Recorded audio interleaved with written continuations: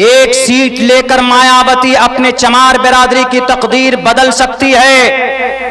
तो ऐ सीमांचल वालों, अगर तुम्हारी 15 सीट आ गई तो आप क्या तेजस्वी को नहीं लटका सकते? पटना में लटका सकते हैं। अगर आपका विधायक होगा तो वहां पटना के अंदर बैठकर उनके हलक से निकाल कर आपका हक आप तक पहुंचाएगा।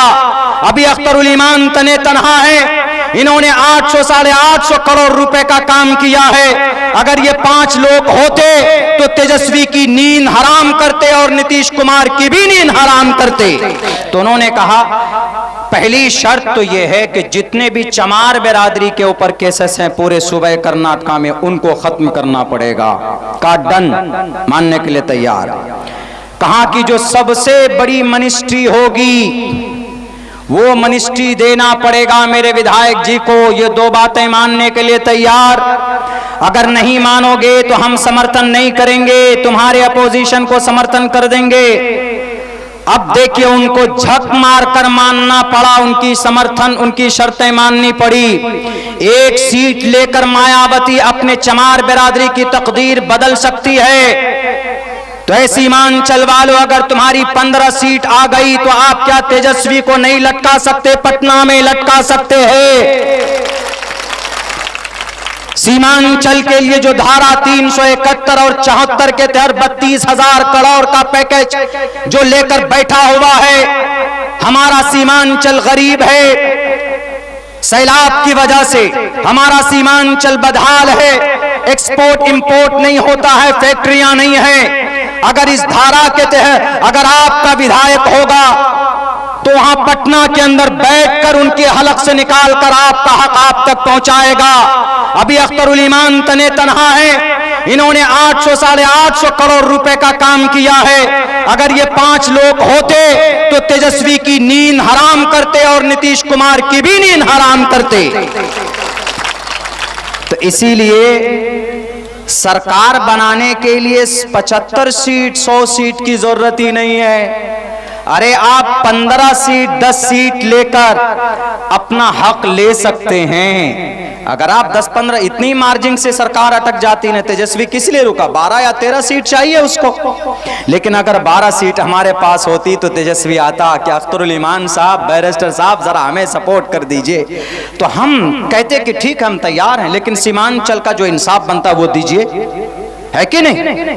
जब सियासी ताकत आपके पास नहीं होगी तो आप कुछ नहीं ले पाएंगे, कुछ नहीं। और हम लोग यहाँ पता नहीं, अरे सेक्युलर पार्टी फला, सेक्युलर पार्टी फला, कोई सेक्युलर नहीं है, सब धोखेबाज। इंडिया महागठबंधन सेक्युलर। हम लोग बीजेपी को क्यों बुरा मानते? क्यों मुसलमानों को नहीं लेते अपने साथ? इसलिए बुरा मानते, मुसलमानों के धार्मिक जगहों को तोड़ते हैं, मुसलमानों की मॉब लिंचिंग करते हैं, इसीलिए मानते हैं। लेकिन एक बात बताऊं आपको, इंडिया महागठबंधन भी मुसलमानों की पार्टी को नहीं लेना चाहती है, तो बीजेपी में और इंडिया महागठबंधन में कोई फर्क नहीं। हमारे लिए दोनों एक ही थैली के तरह, एक ही सिक्के के 2 पहलू।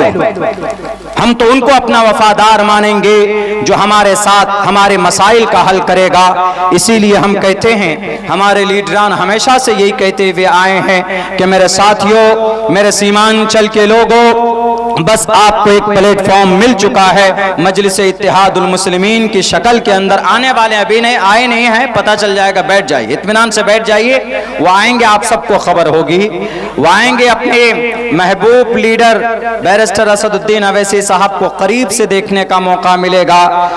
वो हमारे और आपके लिए आवाज बुलंद कर रहे हैं, इसलिए उनको समर्थन करना, इसीलिए उनको सपोर्ट करना हमारे लिए बेइंतहा जरूरी। इसलिए मुसलमानों, इस बार हम सब अपनी पार्टी का जो भी यहां से कैंडिडेट होगा, आंख बंद करके उनको समर्थन देंगे, अपना वोट देंगे कि नहीं देंगे?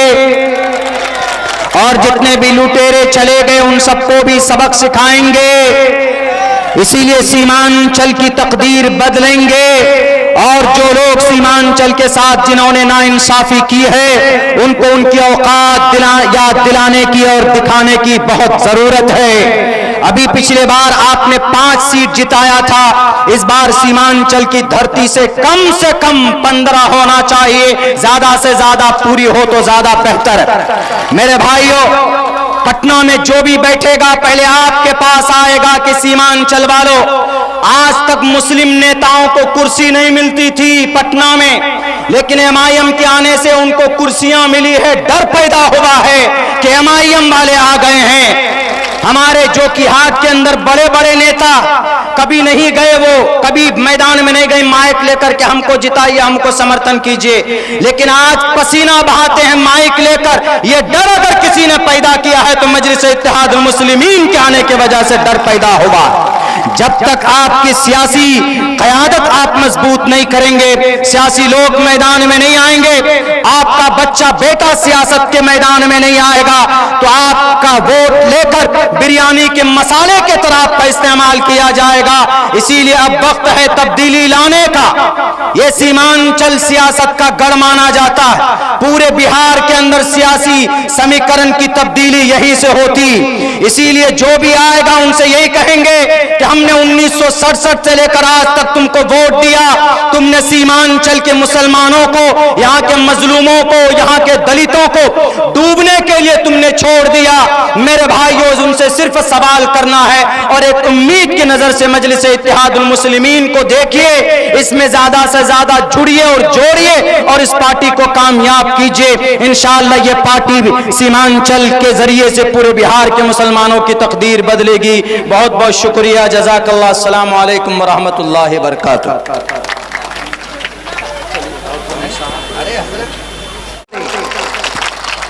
तो इसीलिए सरकार बनाने के लिए 75 सीट 100 सीट की जरूरत ही नहीं है।